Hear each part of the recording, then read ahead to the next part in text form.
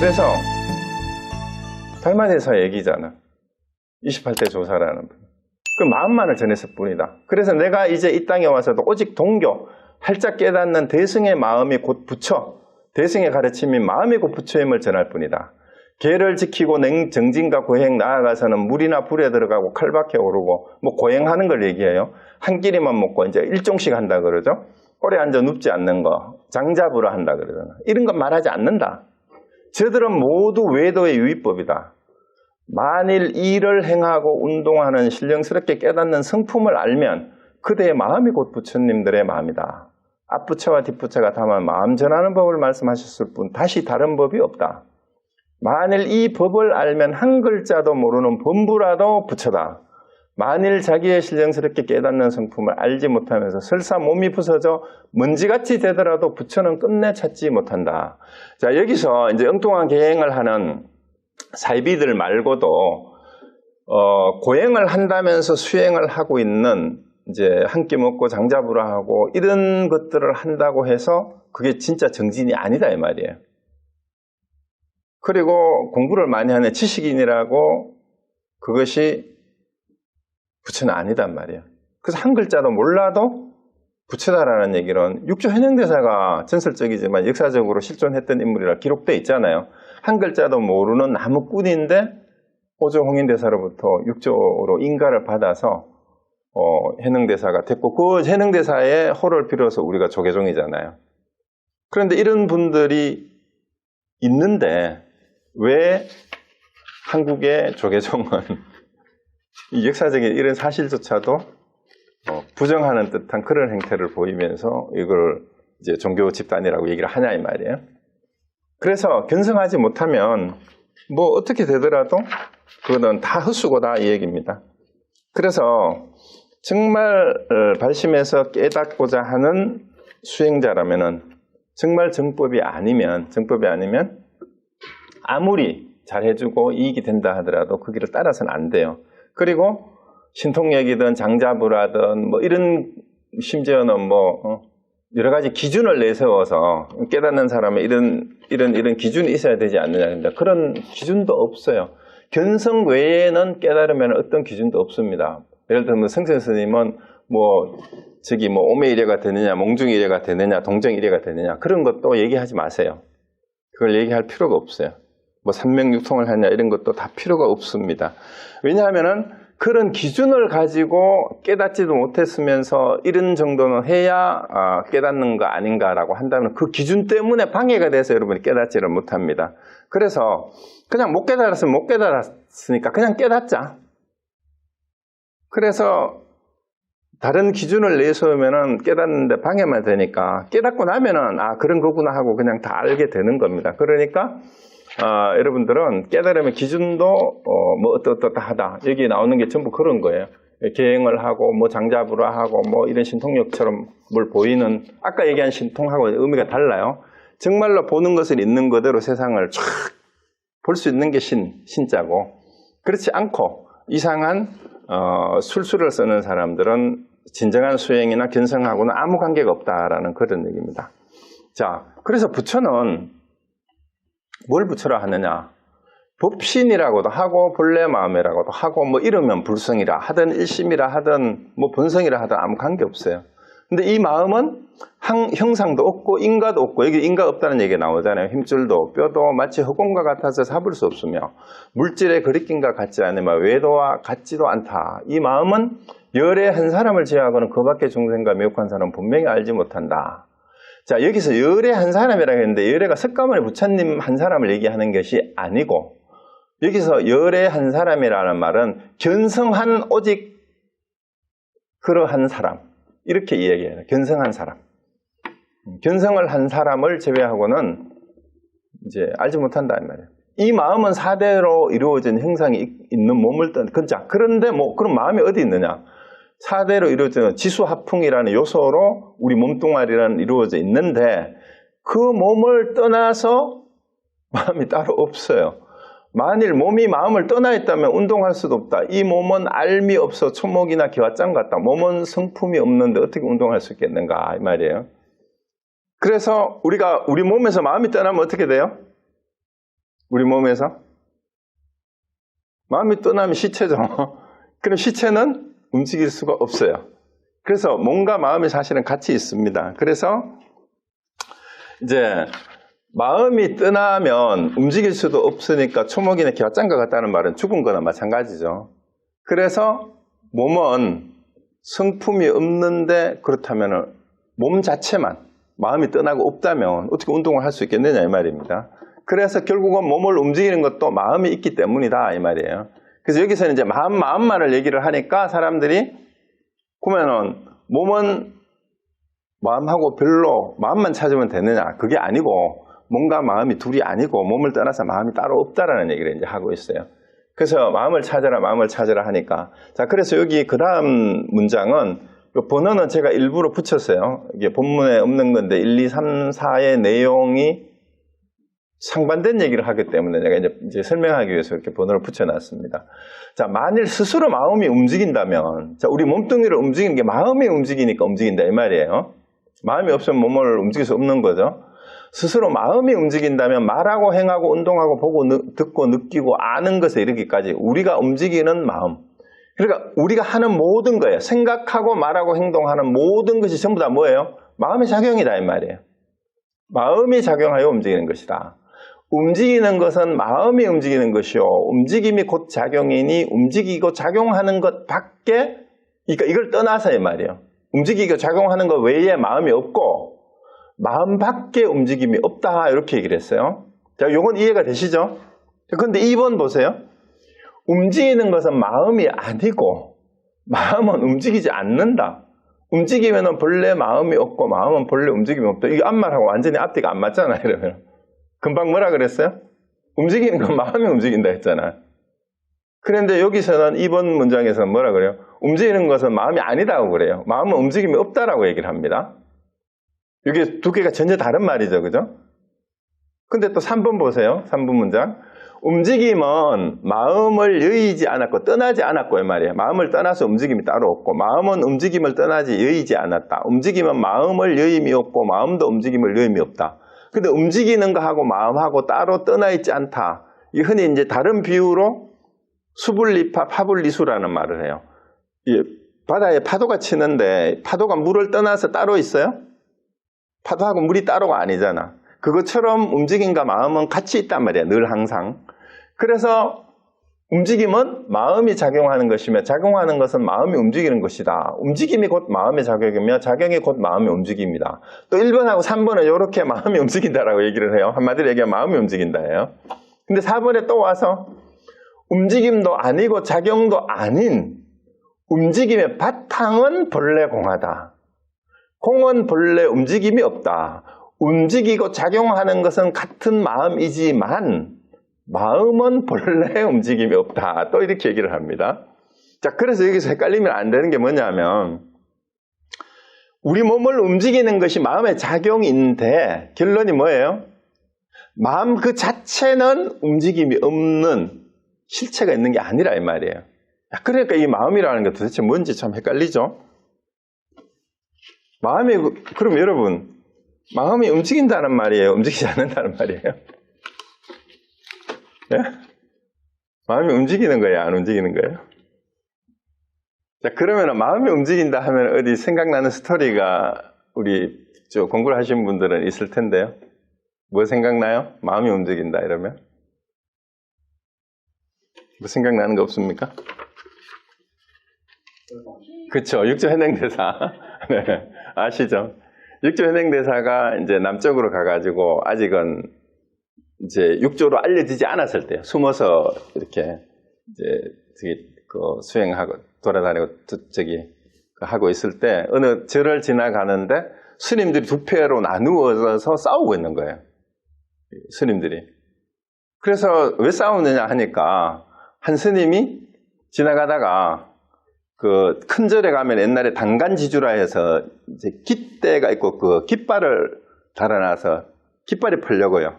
그러니까 이제 스님이 뭐 지나가다가 그랬는지 앉아가서 쉬는 시간에 명상을 하다가 시를 썼는지 깃발이 흔들리누나 하고 이제 시를 하나 읊었어. 그러니까 옆에 있던 다른 친구 스님이 깃발이 흔들리는 것이 아니고 바람이 흔들린다. 이렇게 얘기를 한 거예요. 그러니까 둘이가 싸움을 했는데 옆에 다른 사람들이 두 표로 나누어져 가지고 야, 깃발이 흔들리냐 바람이 흔들리냐라고 이제 싸움을 하게 된 거예요. 두 표로 나누어서. 그래서 깃발이 움직이는 거다 바람이 움직이는 거다 이러고 이제 있었어. 근데 그때 마침 육조 현행대사가 그 절을 지나가다가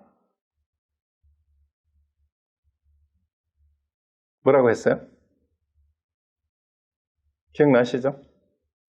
깃발이 흔들리는 것도 아니고 바람이 흔들리는 것도 아니고 그대들 마음이 흔들리는 거다라고 이렇게 얘기를 한 거예요. 그대들 마음이 움직인다. 자, 그리고 끝났는데 참 재밌는 게요. 네, 어디서 제가 이 힌트를 내가 20대 때 공부하다가 여러분 돌아가신 소설가 이외수 씨 아시죠? 이외수 씨가 여러 가지 재밌는 그 소설도 많이 쓰고 했는데 이외수 씨가 그림도 그리고 사파지 만화책 냈는 거 아세요? 이외수 씨의 책에 보면 사부님, 사부님이라는 사파 그 만화처럼 그린 그 사파가 있어요. 사파집이 있어요. 우화집이에요. 우화집인데 거기에 이제 무슨 우화가 있냐면 책을 딱 펼치면은 첫째 페이지는 백지야. 근데 두 번째 페이지는 원이 하나 나와. 그러면 원이 나오면 여러분이 우리 불교의 조금 그림이나 이런 걸 본 사람은 15도의 마지막 8번째에 나오는 원처럼 확 나와. 그럼 뭐 공을 나타내는 것처럼 이렇게 보이는데 이것이, 그리고 이 위에서는 거기다가 장난을 쳐요. 원을 하나 그려놓고는 이게 뭘까? 공? 그리고 그 다음 페이지에 또 넘기면은 이거는 강원도 어느 두메산골에 웅덩이래. 그리고 거기에다 또 그 다음 페이지 넘어가면은 올챙이를 이렇게 해놓고 강원도 어느 두메산골에 올챙이가 태어났대. 올챙이 배가 이렇게 한 배가 태어났는데 근데 그 올챙이들 중에 올챙이 여러분 아시죠? 시골에 계시고 올챙이 아래에서 이제 올챙이가 깨어났는데 희한하게 올챙이가 까맣거든 색깔이. 근데 흰 올챙이가 한 마리 생겨났는 거예요. 근데 이 흰 올챙이가 어릴 때부터 이제 보통 올챙이들하고 생각을 다르게 한 거야. 그 뭔 생각을 했냐 하면 올챙이는 왜 커서 깨구리가 되어야 하는가? 이렇게 의심을 한 거예요. 여러분 올챙이가 커서 깨구리 되는 거 알죠? 근데 올챙이는 물고기처럼 저기 아가미 호흡을 하는데 깨구리는 흡하 호흡을 해요. 희한하죠, 그죠? 근데 그래서 이 올챙이는 왜 깨구리가 되어야 하는가 하고 흰 올챙이가 이런 생각을 하면서 자기는 올챙이로서의 정체성을 지키기 위해서 깨구리가 되기를 거부를 합니다. 그러고 뭔가 깨구리가 되지 않고 자기가 자기를 지키고 사는 그런 삶이 있을 거다라고 생각을 하면서 늘 자기가 사는 이 웅덩이를 벗어나고 싶어 해요. 뭔가 이 웅덩이를 벗어나면 다른 세상이 있을 거다 이렇게 얘기를 하는데 드디어 기회가 왔습니다. 홍수가 나서 비가 막 옥수에서 쏟아지면서 웅덩이에 물이 넘쳐가지고 올챙이가 그 웅덩이를 탈출할 수 있게 됐어. 그래서 겨울을 따라서 흘러 내려가다가 강을 지나서 엄청나게 넓은 큰 물이 있는 데를 도달했어.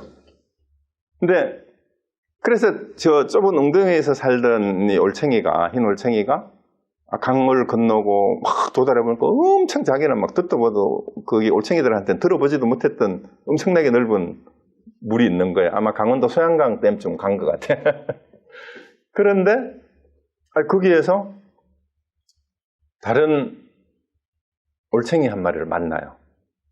노인 올챙이를 한 마리 만나. 자기하고 똑같이 깨구리가 되기 거부하고 거기를 이제 돌아다니는 올챙이가 있었는데 그래서 만나가지고 이제 무슨 당신은 어떻게 얘기를 하냐? 나는 오래전에 여기로 와서 이제 웅덩이에서 볼 수 없었던 여러 가지 메기도 보고 쏘가리도 보고 막 별의별 짐승들을 다 보고 있는데 나는 당신이 여기서 뭐 하냐 이러니까 나는 바다를 찾아가고 있다 이렇게 얘기를 하고 있는 거예요.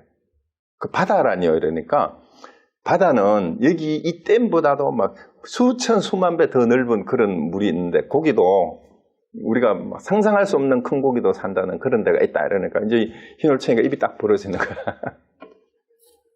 그런데 이제 바다를 찾아서 둘이가 이제 다니다가 어느 날 물고기 떼들이 두 패로 나누어서 싸우는 걸 보는 거야. 그 뭐냐면은 한 물고기가 물풀이 흔들리는 거를 보고 야, 물풀이 흔들리누나 이러니까 옆에 지나가던 고기가 야, 물풀이 흔들리는 것이 아니고 물결이 흔들리는 거다 이렇게 얘기를 한 거야. 그러니까 이제 거기에 먼저 왔던 올챙이가 사부님, 그게 이제 사부님 올챙이에요. 거기에서 육조현행대사를 인용을 해요. 육조현행대사는 마음이 움직인다 했는데 나는 움직이지 않는 것이 무엇인지 찾아보겠네 라고 이렇게 얘기를 해요. 여러분 잡았어요? 감 잡았어요? 육조현행대사는 마음이 움직인다 했는데 나는 움직이지 않는 것이 무엇인지 찾아보겠네 이렇게 얘기를 했어요. 자, 그러면 여러분이 만약에 육조현행대사가 너희들 마음이 움직인다라는 이 얘기를 그 육조현행대사가 지나가다가 하는 얘기를 들었으면 만약에 헬맹론을 공부한 분이 그 자리에 있었다면 어떻게 얘기를 했겠어요? 육조현행대사의 그 말을 그냥 듣고 있으면 안 돼요. 어떻게 해야 돼요? 달마 헬맹론에는 마음은 본체가 없어 움직임이 없다고 했는데 어째서 마음이 움직인다고 합니까? 이렇게 얘기를 했어야 돼요. 그리고 그래서 움직이지 않는다 했는데 어째서 마음이 움직인다고 합니까? 라고 이렇게 되물었어야 됩니다. 그러면은 육조현행대사가 이렇게 질문하는 사람이 있었으면은 육조현행대사가 말문이 안 막히고 다시 뭐라고 답변을 했겠죠? 그러면은 뭐라고 했을 것 같아요? 여러분 달마대사 같으면 어떻게 대답했을 것 같아요? 육조현행대사가 네 마음이 움직인다 했는데 마음은 본체가 없어서 공하여서 움직임이 없는데 본래 없는데 어떻게 마음이 움직이느냐 이렇게 물으면 아마 달마대사한테 이조 회가대사가 우리 앞부분에 그 얘기했죠. 일부에서 회가가 달마로부터 법을 전해받으면서 마음이 괴롭습니다. 그 괴로운 마음을 나에게 가져오너라 했잖아요. 그러니까 회가가 괴로운 마음을 아무리 찾아도 찾을 수가 없습니다 그랬잖아. 그러니까 내가 너를 편안하게 했다 이렇게 했다는 일화 기억나시죠? 그럼 달마대사는 똑같이 했지 않았을까요?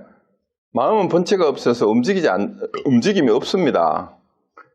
그러면은 너는 그 움직임이 없다는 그 마음을 이리 한번 가지고 와봐라 이랬을 것 같아요. 마음이 움직임이 없다면 아니면은 네가 지금 그 말은 무엇이 움직여서 그 말을 하는고? 이렇게 되물었을지도 모릅니다. 그래서 이런 걸 이제 선문답이라고 해요. 그 여러분이 움직인다, 움직이지 않는다에 헷갈리면 안 됩니다. 자, 그래서 마음을 움직인다라고 얘기했을 때 그 마음은 우리가 일반적으로 말하는 생각이에요. 생각, 분별심이에요. 분별심. 움직이는 마음은 분별심입니다. 그런데 움직이는 마음, 분별심을 내고 있는 그 바탕이라고 얘기를 했잖아요. 체. 그 자체는 움직임이 없다 이 말이에요. 본래 아무리 움직이고 사용을 해도 마음은 원래 그 자리에 그냥 있다 이 말이에요. 그래서 그 마음은 움직임이 없습니다. 그래서 우리가 마음이 움직인다, 마음은 움직이지 않는다 이걸 알고 얘기하면은 그 쓰임이 움직임이 있을 때 움직이는 것은 마음이지만 그 움직이고 있는 그 바탕에 있는 본래 마음은 움직임이 본래 없다라는 걸 두 개를 다 알고 있어야 됩니다. 그래서 이제 어떤 것이 움직임이 쓰임으로 쓰이는 건지 그래서 우리가 이름을 붙여서 마음이다, 붙여다 뭐라고 얘기를 하지만 그 말에도 끌려다니면 되지 않고 그 다음에 움직인다, 움직이지 않는다 하는데도 끌려다니면 안 됩니다. 그래서 그걸 제대로 알지 못하고 아무리 이제 얘기를 해봤자 다 썰이 됩니다. 자, 그래서 우리가 알지 못한 상태로는 이런 말들을 아무리 풀어서 설명을 해도 그냥 앵무새가 될 뿐이에요. 그래서 우리가 말로 해서 다 될 것 같으면 앉아서 굳이 참선을 할 필요가 없죠. 그래서 정말로 왜 어떨 때는 마음이 움직인다고 어떨 때는 마음이 움직이지 않는다고 하는지를 정확하게 아는 것도 견성을 하면은 다 해결이 됩니다. 그래서 이제 참선을 해서 사실은 견성을 해야 돼요. 그리고 또 어떤 분들은 이런 질문을 해요. 이 달마대사가 아니 신통력이 있어서 다 그 해가의 진심을 안다면 굳이 팔을 잘라서 바칠 때까지 그때까지 시험을 할 이유가 뭐가 있겠느냐. 그냥 이제 팔을 자르기 전에 왜 그러느냐 하고 물어보고 그 괴로운 마음을 가져오라 하면은 됐을 텐데 왜 굳이 팔을 자르게 하고 난 뒤에야 그렇게 하느냐. 이렇게 이제 얘기를 하는데 사실은 그거는 진짜인지 아닌지 몰라요. 누가 지어낸 얘기인지 모르겠는데, 다만 세가가 팔을 자르는 거나 부처님의 전생담에서 그 나찰한테 그 몸을 던지는 거나 이런 얘기는 사실은 다 비유예요. 그래서 그만큼 깨닫는 것이 내 몸을 던져서라도 깨달음을 구하고자 하는 간절한 마음이 있으면 된다라는 그 얘기를 하는 거예요. 그렇기 때문에 살생을 하더라도 음욕을 가지고 주색잡기를 하더라도 견성하는 것하고 이런 모든 것들은 비교해보면은 그거는 뭐 중요성에 있어서는 별로 얘기거리도 되지 못한다. 그래서 우리가 전에도 얘기했던 그 시부도에서 이제 소를 찾아 떠나서 발자국을 보고 소를 보고 두구를 한 다음에 그 다음 5번째가 모구라 그랬잖아요. 모구하는 과정에서 우리가 여러 가지 경험을 해야 될 거를 목자 길을 목자죠. 모구행을 한다라고 흔히 얘기를 해요. 여러 가지 깨닫고 난 다음에 소를 길들이는 행동을 모구행이라고 하는데 이 모구행에 81가지 모구행이 있다. 그래서 81 모구행이라고 얘기하는데 81가지 소를 길들여 가지는 모구행에는 살도 음망주까지 다 포함이 된대요. 오개, 살생하는 거, 도둑질하는 거, 그 다음에 음란한 짓을 하는 거, 그 다음에 망발을 하는, 거짓말하고 거짓말하는 거, 그 다음에 이제 주죠, 그죠? 중독되고 술 먹고 주색잡기 하고 도박하고 이런 것까지도 80일 모구에게 다 해당이 된다라는 얘기는 지난번에도 얘기했듯이 융화경에도 나올까 하듯이 어떤 경우에도 인간이 살아가면서 처할 수 있는 모든 장면에서 그것이 실체가 없음을 알고 업에 끌려가지 않으면서 내가 행동을 할 수 있느냐 없느냐를 모구행을 통해서 이제 본다라는 그 얘기예요. 그래서 이제 보조국사 이제 다음 1월 달부터 수신계를 할 텐데 보조국사의 호가 모구자라는 얘기도 전에도 한번 말씀을 드렸습니다. 그래서 우리는 이제 소를 길들이기 이전에 먼저 소를 찾아야 돼요. 소를 찾고 소를 내 걸로 만들어야 됩니다. 그런 다음에 길들여 나가는 과정이 진짜 수행이고 공부예요. 그래서 모구행을 해야 되는 거죠. 자, 그 다음에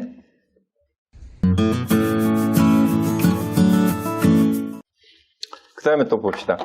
그래서 이제 움직임이 없다라는 얘기를 이제 뒷받침하기 위해서 요거 이제 점검하기 위해서 제가 가지고 온 게 실제로 우리 용성선사는 백용성 스님이에요. 독립선언서에 서명했던 만해 한용운 스님하고 했던 그 두 분 중에 한 분이죠. 이게 만공선사는 이제 수덕사 만공 스님입니다. 그 경스님 제자. 이게 용성 스님하고 만공 스님 그때 같이 이제 사셨는데 서로 선문답을 한 거예요. 용성 선사가 어묵 동정을 여의고 한번 일러보시오 이렇게 얘기를 했어요.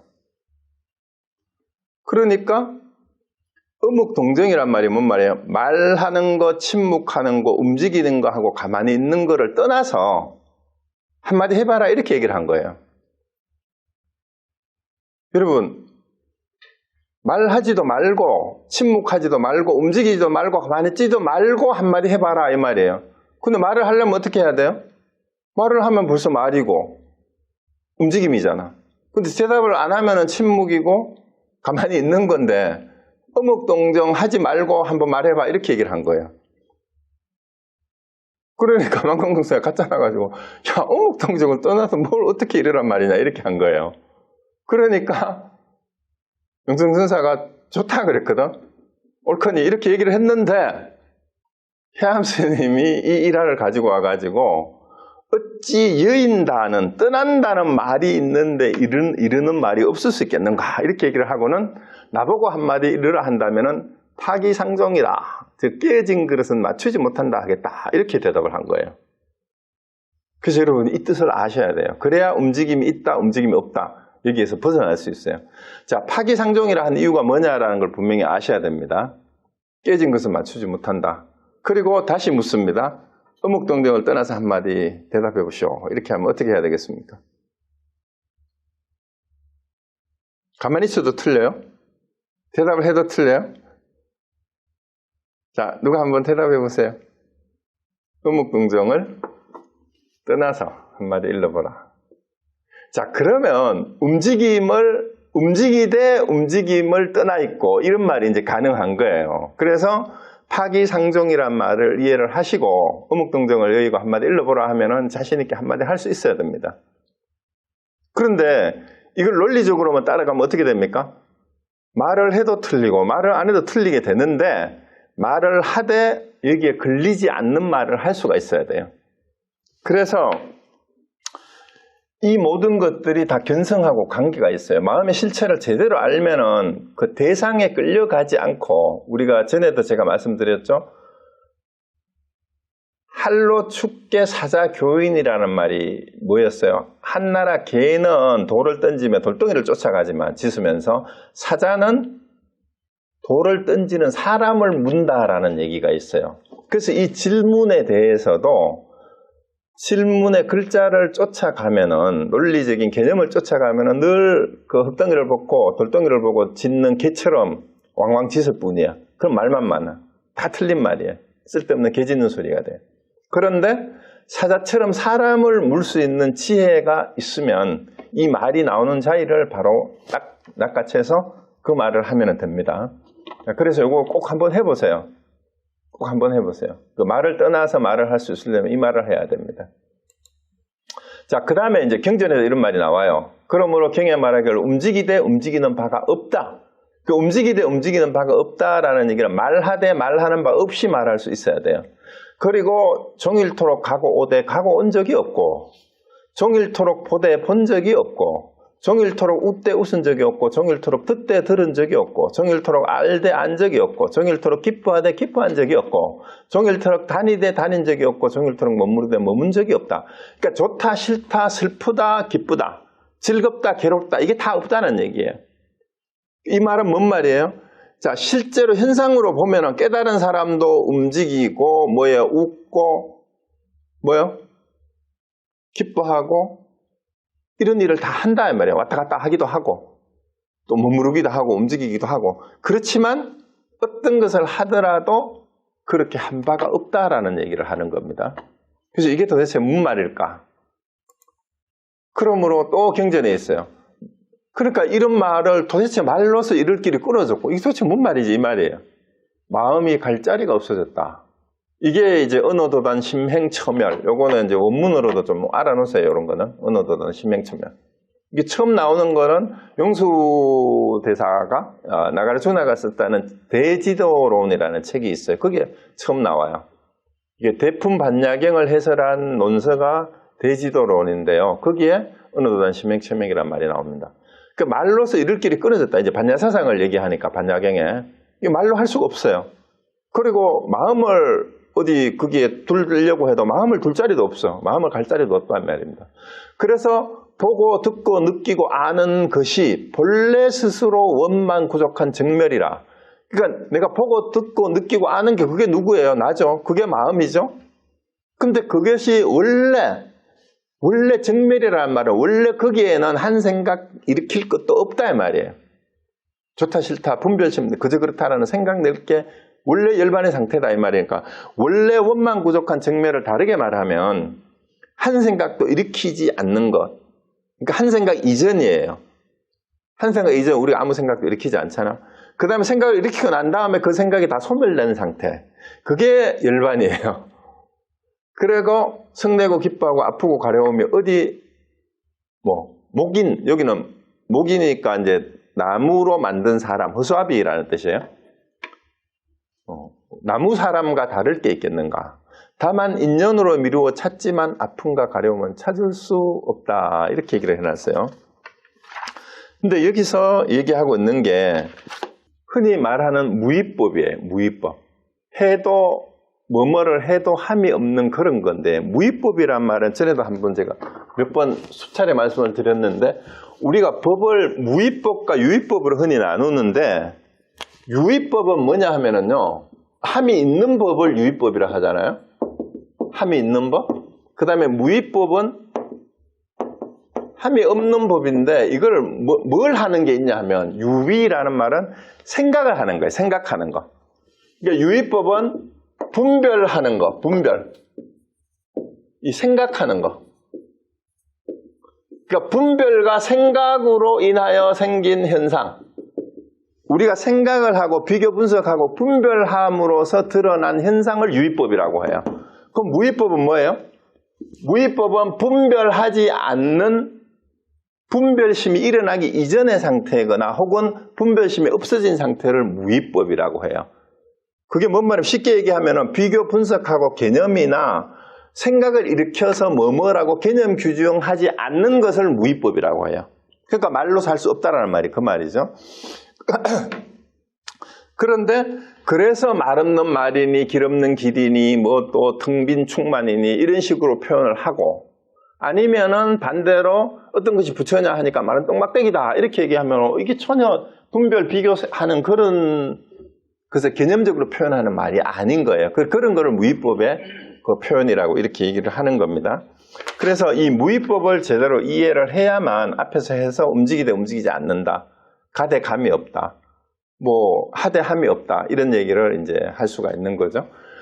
그래서 이제 여기서 이 마지막에 다만 인연으로 미루어 찾지만 아픔과 가려움은 찾을 수 없다. 이 말도 또 재미있어요. 아픔과 가려움을 찾을 수 없다라는 말이 뭔 말이에요? 우리가 살아가면서 많은 아픔이 있어요. 육체적 아픔이든 그 다음에 마음의 아픔이든 아까 얘기한 이제 그 기초교리에서 사성제에서 첫 번째가 고통이잖아. 우리 삶 자체가 고통이다, 괴로움이다. 한데 그런 아픔과 이제 아픔으로 인해서 우리 몸이 가렵다라는 것도 이게 불마충한 거니까 아픔에 다 고통에 다 포함을 시킬 수가 있는 건데 인연으로 미루어 찾지만 말로 이룰 수 없는 그 견성을 한 그 자리는 어떤 아픔도 가려움도 없어요. 심지어 성내고 기뻐하는 것도 없어요. 그리고 성내고 기뻐하고 아프고 가려움이 목인과 다를 바 없다는 말이 뭐예요? 나무로 만든 사람은 화내고 기뻐하고 아프고 가렵고 이런 게 없잖아요. 그것처럼 말로 할 수 있는 모든 게 다 끊어진 자리다 이 말입니다. 이걸 이렇게 표현을 했어요. 그런데 이런 얘기들을 가지고 선사들은 다 선문답을 하는데 재밌는 게 이런 게 있어요. 덕산 스님한테 이제 편찮아 가지고 누워 계셨어요. 누워 계시니까 이 제자들도 심술구도 그죠? 이렇게 공부를 하려면 스승을 이렇게 골려 먹어야 돼. 좀 아파가지고 누워 있는데 와가지고 질문을 합니다. 도리어 병들지 않는 것이 있습니까? 이게 왜 이 말이 나왔겠어요? 이런 말들을 주워 들었겠지? 진짜 견성을 한 사람은 아프고 가려움도 없고 이런 게 없다고 하는데 덕산 스님이 아프다고 누워 있으니까 스님 병들지 않는 게 있어요? 스님한테는 이렇게 물은 거예요. 스님이 아프다고 하니까. 그러니까 스님이 있다 그랬어요. 있다 그러니까 어떤 것이 병들지 않는 것입니까? 하니까 스님이 아이고 죽겠다 이런 거예요. 자, 그래서 이거를 또 알아야 돼요. 어떤 것이 병들지 않는 것이냐고 물었는데 도대체 왜 이랬는가? 분명히 위에는 이 견성한 사람한테는 덕산 스님은 견성했다라고 알려졌잖아. 조실이 됐잖아요. 그죠? 그랬는데 병들지 않는 것이 있냐? 그럼 병들지 않는 게 있지. 그게 이제 설명으로 말하자면 목인과 같은 그런 상태에 견성한 마음자리가 그런 거예요. 마음자리는 병듦이 없어요. 근데 병듦이 없는 그런 게 어떤 거냐? 이렇게 물으니까 한 거예요. 이게 다 앞에서 얘기했던 마음이 움직인다, 마음은 움직이지 않는다. 이 두 가지를 이런 식으로 이렇게 뒤집고 저렇게 뒤집고. 그러니까 마음이 움직인다라고 하는 놈들한테는 마음은 움직임이 원래 없다 하고 마음이 그걸 제대로 알지도 못하면서 마음에 움직임이 없는데 뭘 움직인다 하느냐 하는 놈들한테는 네 마음이 움직였잖아. 네 그 말하는 게 움직임이잖아. 이렇게 또 공박을 하는 겁니다. 그래서 모르고 얘기하면 움직인다 해도 틀려고 안 움직인다 해도 틀려요. 자, 그래서 어떤 것이 정말로 움직이지 병들지 않는 거냐 이렇게 물으니까 또 해버렸어요. 자, 그 다음에 또 이거는 경전에 나오는 얘기입니다. 경에 말하기를 나쁜 업은 곧 괴로운, 여기 이제 혈맹론 본문이에요. 나쁜 업은 곧 괴로운 가보를 받고 착한 업은 악업 선업이라 그러잖아요. 좋은 가보를 받는다 하였다. 성내면 지옥에 빠지고 기뻐하면 하늘에 태어날 뿐 아니라 성냄과 기뻐하면 성품이 공한 줄 알아서 집착하지만 않으면 곧바로 업을 벗어난다. 이거 앞에서 나왔잖아요. 성품이 우리의 본성이 마음이 그게 공 한 줄만 알아서 집착하지 않으면 바로 업이 어쩔 수 없다. 업을 벗어난다. 만일 성품을 보지 못하면, 견성하지 못하면 경을 잃더라도 결코 어떤 것도 얻을 수 없다. 설명하자면 끝이 없기에 간략히 삿된 것과 바른 것을 이와 같이 표방하였으니 한두 가지도 미치지 못한다. 그러니까 일일이 말이야. 표방을 이렇게 했는데 뭐 더 이상 어떤 걸 하나 두 가지를 가지고 설명을 해도 더 이상 뭘 미치게 할 수가 없다라는 말이에요. 그래서 이제 여기가 본문의 마지막 구절이에요. 혈맹론 본문의 마지막 구절이에요. 그게 총 결론인 셈인데 악업 선업은 가보를 받기는 하지만 뭐예요? 그거를 따라서 좋다 싫다 하면 악업을 짓고 기분 나빠하고 또 괴로워하고 또 좋은 착한 업을 짓고 기분 좋아하고 기뻐하고 이러면 이제 나쁜 업을 지으면 지옥에 가고 좋은 일을 선업을 지으면 하늘에 태어날 수는 있지만 윤회를 벗어날 수 있는 건 아니에요. 그래서 승냉과 기뻐함 이것이 원래 공한 줄 알아야만 뭐예요? 진짜 윤회를 벗어나고 업을 벗어날 수 있다 이 말입니다.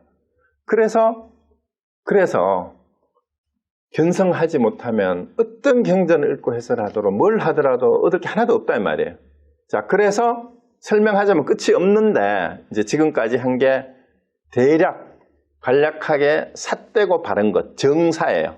정사를 이제 지금까지 딱 보여줬다 이 말이에요. 견성한 것이 바른 거고 견성하지 못한 건 전부 삿된 거예요. 그랬으니 이제 말 말아라 이 말입니다. 그래서 우리가 흔히 이제 불교 초기에서 무아를 깨닫는다라고 얘기를 했는데요. 자, 여기서 우리가 연애할 때도 너무 좋아가지고 상대방한테 빠지면은 우리가 막 뽀뽀를 하고 이럴 때 무아지경에 들어갔다라고 이런 얘기를 하잖아. 아니면 또 뭘 해요? 뭐 자기가 좋아하는 중독에 빠져서 게임에 빠지는 거. 요즘은 이제 게임에 빠진 사람들이 많아. 어른들도 많더라고. 막 이게 막 전화기 가지고 뭘 열심히 하는가 보니까 전부 다 이 카톡만 하는 게 아니라 이게 고스톱 치고 있고 막 전부 다 그래. 잠도 안 자고. 그러니까 이 중독에 빠져서 정신이 팔린 것도 이때도 정신이 없으니까 무아지경이에요. 사실은. 이제 책 읽을 때 독서삼매경도 자기가 없고 거기에 빠져든 거잖아. 근데 이때 말하는 무아지경이라고 할 때 무아는 정신이 나간 거야. 정신이 나간 거. 그건 진짜 무아가 아니에요. 그 부처님이 말씀하는 무아는 뭐냐 하면은요. 이 제정신을 잃어서 자기를 모르는 이런 상태를 말하는 무아지경이 아니고 화를 내거나 기뻐하거나 그 순간에 자기를 돌아봐서 성내고 기뻐하고 성내는 그 자리가 본래 공하다. 그것이 원래 실체가 없다라는 걸 아는 그것이 진짜 무아예요. 그게 무아예요. 그래서 어떤 상황이나 대상에 대해서 무아를 얘기하는 게 아니고 대상에 빠져 있는 거고 그거는 내 스스로가 늘 그 자리에서 깨어 있는 거. 그게 썩내면서도 기뻐하면서도 업을 짓지 않는 무아를 철저히 알고 체득해가는 그런 삶이에요. 그래서 우리가 살면서 사실은 온갖 욕망을 충족시키는 가운데 수행을 할 수 있어요. 그러니까 제가인들 아까 얘기했잖아요. 제가 부부 생활을 하잖아. 그리고 돈도 벌어야 되잖아. 권력과 명예도 때로는 누려요. 그런데 왜 그런 일을 하면서도 수행을 할 수 있다고 하느냐 하는 걸 알아야 됩니다. 그래서 우리는 무슨 일을 하든 심지어 살생을 하고 도둑질을 하고 음란한 행위를 하고 그 다음에 거짓말을 하고 술을 먹고 심지어 마약을 하더라도 이 말이에요. 살도 음만기고 다 포함이 되니까 결국은 인생이 탐진치와 뭐예요? 개정해가 그 다음에 팔고팔란이라 그러죠. 이런 것들이 한테 다 어우러진 게 우리의 삶의 모습이에요. 우리가 살아가는 모습이다 이 말이죠. 그래서 우리 인간 세상에서 욕망은 없을 수가 없어요. 욕망이 없으면 어떻게 돼요? 성욕이 없으면 인간이 내가 어떻게 태어났어요? 우리 부모님의 성욕 때문에 내가 생긴 건데 여러분도 마찬가지잖아. 그럼 있어야지. 그럼 식욕이 없으면 어떻게 돼요? 굶어 죽어요. 그 지금 문제가 있는 경우도 있잖아요. 밥을 못 먹어서. 그래서 욕망이 있어야 돼요. 그리고 재물욕과 권력욕이 없으면요, 경제가 살지를 못하고 나라가 정치가 되지를 않아요. 그래서 그 욕망을 쓰는 가운데에도 어떤 욕망이 일어나더라도 그것이 공한 줄 알고 거기에 집착하지 않으면은 어떤 욕망이 일어나든지 그 욕망을 제대로 쓸 수 있어요. 제대로 쓸 줄 알면 된다 이 말이죠. 그래서 견성을 하고 나서 업을 짓더라도 그때 상황에서 끌려가지 않고 그 상황이 원래 실체가 없는 것인 줄 알고 하면 돼요. 어떻게 하느냐 그거를. 그게 just do it이에요. just do it. 그냥 하는 거예요. 그냥 하는 거. 어떤 의도를 가지고 하면 그거는 욕망에 끌려서 집착하는 게 돼요. 그래서 우리가 누가 되게 좋잖아요. 너 내가 왜 좋니? 그냥 좋아. 애기들한테 엄마가 왜 좋아? 그럼 그냥. 이 그냥이 가장 좋은 거야. 뭐 밥을 잘해주니까 좋아요. 이런 밥 안 해주면 안 좋은 엄마가 돼버려. 그냥 좋아가 진짜 좋아. 너 내가 왜 좋아? 사랑하는 사람도 마찬가지예요. 너 내가 뭐 선물 많이 해주고 이뻐해주니까 좋은 거야. 그거는 진짜 좋아하는 게 아니에요. 그냥 이유도 없이 그냥 좋은 것처럼 내 본성을 알면 그냥 할 수 있어야 돼요.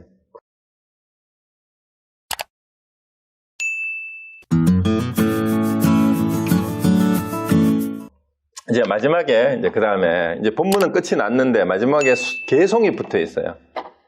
모든 경전을 보면은 한 챕터 한 품이 끝나면은 앞에서 했던 얘기를 이제 운문의 형식을 빌어가지고 요약을 해서 끝내는 게 이제 대부분의 경전의 이게 편집 형식인데, 여기 개송이 뭐냐 하면 결국은 달마 혈맹론 전체를 요 시로 다 요약을 해서 압축을 했다 이 말이에요.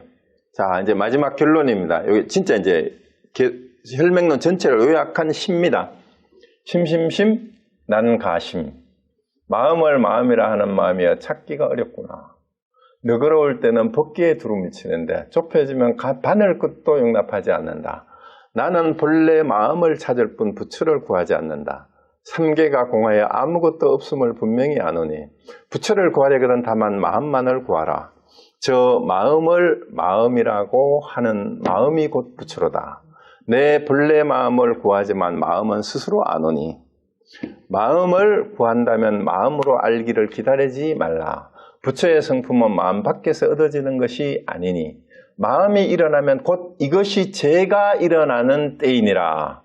자, 이렇게 끝이 나요. 이게 이제 개송으로서 혈맹론 전체를 요약한 겁니다. 자, 근데 여기 재밌는 게요. 내가 저보고 혈맹론 전체를 한마디로 요약을 하라. 요 개송에서 세 글자를 딱 뽑으라 하면 뭘 뽑겠어요, 여러분? 저한테 혈맹론 전체를 세 글자로 요약하라 하면 심 이 세 글자로 마음. 그런데 이 견성하라는 이 마음 밖에서 찾지 마라. 처음부터 그 얘기였잖아요. 견성이 성도 이제 성품 성자나 마음심자나 같이 있어요. 마음을 보라 이 말이에요. 그런데 시중에 나와 있는 책 가운데 심을 해석을 했는 게 이제 여러 가지가 있는데 대표적인 게 백용성 스님도 번역을 하면서 마음이라 하지만 찾을 길이 없다. 이렇게 없더라. 이렇게 번역을 했어요. 첫째 구절을. 마음이라 하지만 찾을 길이 없어라 하고. 여러분 또 잘 아는 법정 스님, 글 잘 쓰고 재밌잖아요. 이제 글을 아주 수필을 잘 쓰셨는데 법정 스님도 똑같이 마음이여 알 수 없구나. 이렇게 번역을 했어요. 마음이여 알 수 없구나. 근데 해암 스님은 이제 수석사 방장하셨던 해암 현문 스님이에요. 그분 돌아가셨는데 해암 스님은 선문차려 번역본에 어떻게 번역을 하셨냐 하면은 마음을 마음이라고 부르는 마음이여 이렇게 번역을 했어요. 근데 제가 보기엔 이 해암 스님 번역이 가장 뛰어나요. 왜냐하면 마음이야 하면 시적인 운율을 맞추는 데는 이게 더 적당한지 모르겠어요. 마음이야. 오, 마음이요. 이렇게 하고. 아니면 시낭독을 할 때 마음이요. 근데 이게요. 그러면 어느 마음에 뭔 마음을 말하는지 헷갈려요. 그런데 해암 스님은 마음을 마음이라고 부르는 마음이요. 이렇게 얘기를 했어요. 마음을 마음이라고 부르는 마음. 자, 그래서 앞에서 움직이는 마음과 움직이지 않는 마음이라고 했잖아요. 움직이지 않는 마음. 그게 여기 요 세 글자를 어떻게 해석하느냐에 따라서 다 해석이 돼요. 마음 했을 때는 뭐예요?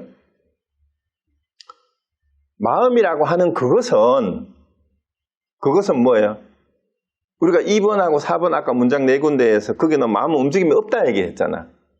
여기서 세 글자 가운데 앞에 거하고 뒤에 거는 움직임이 없는 본체로서의 마음이에요. 근데 두 번째는 뭐예요? 마음이라고 부르고 움직이고 작용하는 마음이에요. 그래서 우리가 마음을 쓰고, 이때는 생각이라고 하는 게 좋아. 마음에서 일어난 생각을 일으키는 그것을 우리가 아는 그 마음. 그게 마음을 마음이라고 하는 그 마음이에요.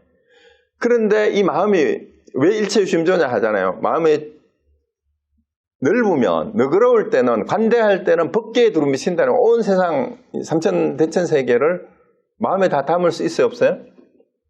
우리 마음으로는 어디든지 갈 수 있어요. 생각하는 만큼 마음은 가요.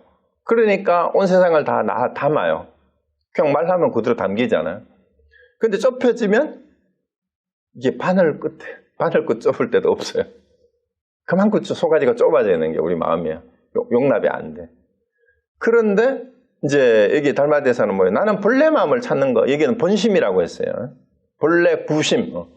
본래 마음을 찾을 뿐 부처를 구하지 않는다.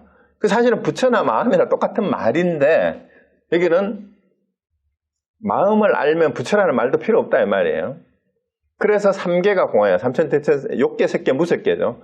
다 실체가 없는 건데 그 욕계, 색계, 무색계가 마음이 만들어낸 거예요. 욕망의 세계, 이제 현상계의 세계, 그 다음에 이제 실체가 없는 우리 상상의 세계죠. 막 이게 다 사실은 실체가 없다. 그러면 부처를 구하려거든 마음만 구하라. 그래서 또 나오잖아요. 저 마음을 저 심시불. 저 마음을 마음이라고 하는 마음이 곧 부처다. 내 본래 마음을 구하지만 마음은 스스로 안 오니. 그죠? 본구심 심자지에. 그래서 마음을 구한다면 마음으로 알기를 기다리지 말라. 그러니까 여기서 마음으로 알기를 하면 생각해가지고 분별해가지고 이 말이에요. 마음을 구한다면 분별심 내가지고 이걸 알려고 하지 마라 이 말입니다. 부처의 성품은 마음 밖에서 얻어지는 게 아니니까.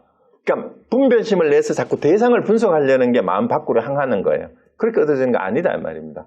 그래서 마음이 일어나면 이때 마음이 일어나는 게 뭐예요? 마음이 일어나는 건 전부 다 분별심이야. 움직이는 마음, 일어나는 마음은 분별심이고 이걸 더 나쁜 말로 하면 번뇌망상이에요. 그냥 중립적인 말로 하면 생각이에요. 마음이 일어나는 생각은. 곧 이것이 죄가 일어나는 때이니라 이렇게 얘기를 했잖아요. 그러니까 여기서 죄라는 말이 뭐냐면 실제 마음은 본체는 텅 비고 기쁘고 화내고 뭐 좋고 싫고 뭐 짧고 길고 이런 게 원래 없는데 비교 분석하는 마음을 일으켜가지고 비교하면서 뭔 마음이 나는 옳고 너는 나쁜 놈이다. 이러니까 어떻게 돼? 너와 나라는 이분법이 생겨요. 마음이 일어나는 게 여러분 선악과의 비유를 저도 자주 말씀을 드렸었는데 왜 기독교에서 선악과를 따먹고 나서 인간이 어떻게 됐어요? 에덴 동산에 쫓겨났잖아요. 여러분 에덴 동산이 이든이라는 말이 뭐예요? 조이랜드라는 뜻이에요. 즐거움의 땅이에요. 근데 이 즐거움은 선악이 없는 땅이야. 선과 악이 분별되지 않은 상태가 에덴 동산의 원래 상태인데 선악과를 따먹었다는 뭔 말이에요? 선과 악을 나누는 과실이에요. 선과 악을 알게 하는 과실이잖아. 그러면 선악과를 따먹기 전에는 뭐예요? 선과 악을 모른다라는 뜻이잖아. 선악과가. 그럼 선과 악을 모르는 상태가 마음이 일어나지 않는 거예요. 선과 악이라는 마음이 일어나지 않는 상태란 말이에요. 그러니까 선악과를 따먹고 나니까 선악과를 따먹기 전에는 아담과 이브가 홀딱 먹고 살았잖아.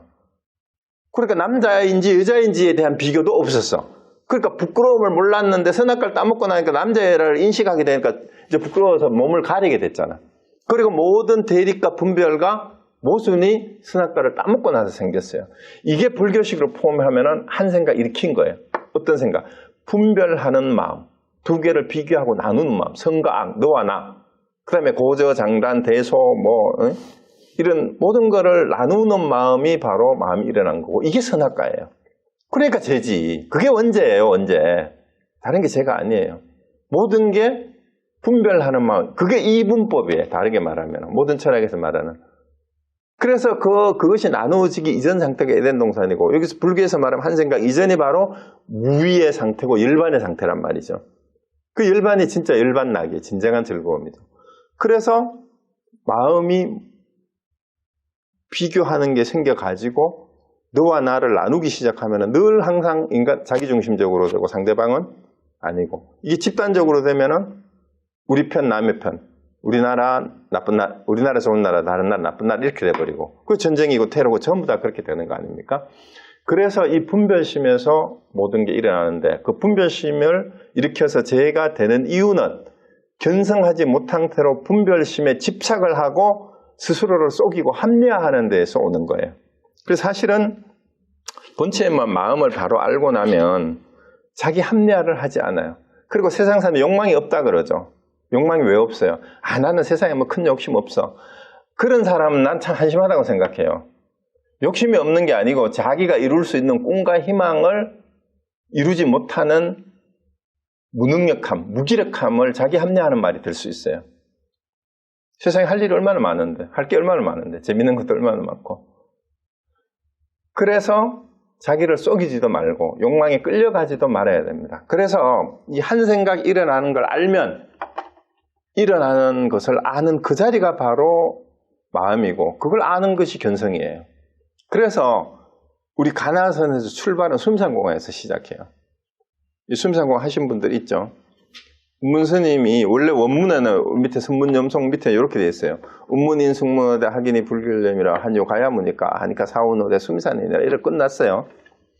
그러니까 운문스님이 학인이 와서 묻기 때문에 대답하기를 이렇게 된 말이에요. 그러니까 학인인 승문은 학인이 불교열념이라 한요 도리 허물이 있습니까 없습니까 하고 물었기 때문에 사운 대답하되 수미산 이렇게 했단 말이에요. 근데 내가 한 생각도 안 일으키면은 제가 있습니까 허물이 있습니까 이러니까 그냥 수미산만 하다 이렇게 얘기한 거예요. 근데 요거를 해암스님이 조금 의역을 해서 이렇게 누구나 알 수 있도록 번역을 이렇게 요거 꼭 해보세요. 여러분 우리 이제 강의 처음 들으시면서 이 대답을 수미산공을 하라고 몇 번 내드렸는데 대답하신 분이 서너 분 계세요. 그리고 거기 어떻게 하느냐. 운문스님께 생각이 일어날 때 제가 일어난다. 여기 똑같잖아요. 여기 지금 혈맹론에 얘기하고. 마음이 일어나면 이것이 곧 제가 일어나는 때니라. 생각이 일으키는 게, 분별심 내는 게, 비교 분석하는. 이게, 그러니까 학인이 이제 질문을, 생각이 일어날 때 제가 일어나면, 그럼 생각이 안 일어나면 어떻습니까? 이것도 이제 혈맹론의 구조하고 똑같죠? 움직인다, 움직이지 않는다 하고 생각하면 돼요. 이러니까 요거를 알면 움직인가 움직이지 않음의 말을 따라가지 않아요. 그러니까 제가 수미산같이 크다 이렇게 얘기했는데 질문을 잘 보세요. 질문에 답이 있어요. 생각이 일어날 때 제가 일어나면 생각이 일어나지 않을 땐 제가 없어야 되잖아. 행식 논리적으로 보면. 근데 운문스님은 어째서 제가 수미산같이 크다고 하셨나. 여기에 답을 찾을 수 있으면 공부길이 바로 쉽게 빠르게 열려요. 그래서 다른 공부하지 마시고요. 제발 이 답을 한번 찾아보세요. 솔직히 한두 시간만 생각하면 답이 나와요. 그리고 틀려도 쪽팔렸다고 생각하지 마세요. 그리고 대답 꼭 해보세요. 정말 제 강의를 들으신 분들은 이 수미산공원의 답을 알아야 저하고 얘기가 돼. 안 그러면 얘기가 안 돼요. 그래서 이걸 꼭 한번 해보시고 그 다음에 답을 하신 분은 제가 분명히 개인적으로 하루에 100번씩 이걸 되뇌어 보라 그랬는데 이제 그 다음 문제를 푸는 거 보면 하루에 100번 했는지 안 했는지 제가 알아요. 근데 그 다음 문제 답하시는 거 보면은 수미산공원을 전혀 공을 안 들였어요. 하루에 100번 하면은 다른 하도가 저절로 다 트여. 근데 답은 하지 않고 다른 하도를 내주면은 다른 하도의 답만 자꾸 분별심으로 답을 찾으려고 해요. 그러니까 안 되는 거예요. 수미산공원 스스로 어긋나는 거죠. 그래서 이거를 꼭 답을 먼저 하시고 이거를 다른 하도를 풀려면은 이 하도를 몇 번을 되뇌이고 난 다음에 다른 하도를 하면은 답이 저절로 나와요. 그러니까 이걸 믿어야 되는데 못 믿으니까 안 하니까 또 뭐 하려고 하는데 그 변명하지 마세요. 제가 보면은 하루에 100번 했는지 안 했는지 금방 압니다. 100번 아니라 10번만 해도 답이 나와요. 솔직히. 그냥 어떻게 하느냐. 그대로 외우세요. 아무 생각하지 말고. 생각하면 안 되니까 요거를 그대로 또박또박 외워서 반복을 해서 자기 걸 만드시면 됩니다. 그러면 혈맹론이 너무 쉬워질 거예요. 앞으로 수신결도 쉬워질 겁니다. 그리고 대해종고 스님의 서장은 대해종고 스님이 가나선을 체계한 스님이라고 알려져 있잖아요. 서장은 편집글이란 뜻이에요. 편집글이 대해종고 스님에게 화두를 받아서 간택받는다 그래요. 답변을 주고받고 또 화두를 참고하는데 궁금한 점을 질문해서 편지를 보내면 그 답을 해서 이렇게 해라. 또 답변을 하면 이건 틀렸다. 다시 참고해라. 이렇게 편지를 주고받은 게 모아놓은 책이 서장이에요. 그런데 가나선의 교과서라 그래요. 그 사집가에서 한국 강원에서조차도 필수 교과목으로 들어가 있는 게 서장이에요. 근데 그 서장에 대해종고 스님이 몇 번 서장에 얘기를 해요. 이제 몇 번을 얘기하는 이유가 뭐냐면 사람이 다 다르잖아. 편지를 주고받는. 그 중에 등장인물이 여러 명이 있는데 그 중에 90%가 제가 신도들이에요. 스님들 아니에요. 가나선을 했는 그 서장에 나오는 등장인물 90%가. 그러니까 제가 신도들이 그 대해종고 스님한테 화두를 답한 편지글이에요. 근데 답을 해서 편지를 보내면은 틀렸다 하고 요거는 이렇게 참고해라. 너는 이런 화두를 참고해라. 이러고 이제 화두를 다 이것저것 내준 건데 거기에 몇 번 여러 사람들한테 요 수미상공안하고 방아착 화두를 같이 참고해라. 이 말이 나와요. 그런데 한국의 스님들은 화두 하나만 알면 다 끝난다. 이런 말이 어디서 나왔는지 나 알 수가 없어. 분명히 대해종고 스님도 요 두 개를 같이 하라고 그러거든. 그 다음에 요거를 했는 사람한테는 다시 또 다른 화두를 해라. 만법기일 화두를 하라. 조주무자를 해라. 이렇게 또 하거든. 편지를 주고받으면서. 그런데 가나선의 교과서라고 하고 조계종에서 공식적으로 가르치는 사집가의 서장에서도 그런 말이 나오는데 화두 하나만 하면 끝낸다. 그런 말은 화두를 안 해본 사람들이 하는 말이거나 어쩌다가 화두 하나 해가지고 그게 전부인 줄 아는 사람들이에요. 그래서 그런 말에 쏙지 마시고 요새를 한번 해보세요. 수미상하고 요걸 먼저 하셔도 돼요. 같이 해도 되고. 수미상하고 나서 요걸 한번 꼭 해보시기 바랍니다. 그 방하착은 내려놓아라. 방하 내려놓아라 이 말이에요. 착은 어조사라고 보면 되고 조주 스님께 엄양경자도 스님이에요. 한 물건도 가져오지 않았을 때 어떻습니까? 하니까 조주 스님 내려놔라 이랬어요. 근데 존자가 아니 한 물건도 가져왔는데 뭘 내려놔요 이랬습니다. 그럼 징거지고 가라 하니까 이렇게 해서 탁 깨달은 거예요. 자, 그 왜 깨달았는지는 내려놔라 한 뜻을 알면은 짊어지고 가거라 하는 뜻도 알게 됩니다. 그래서 이것도 한번 찾아보세요. 답이 뭔지. 자, 그래서 우리가 이제 법당에 앉아서 또 책을 보면서 하는 공부가 아니라 정말로 매 순간 어떤 상황에서 자기 생각으로부터 깨어 있어야 돼요.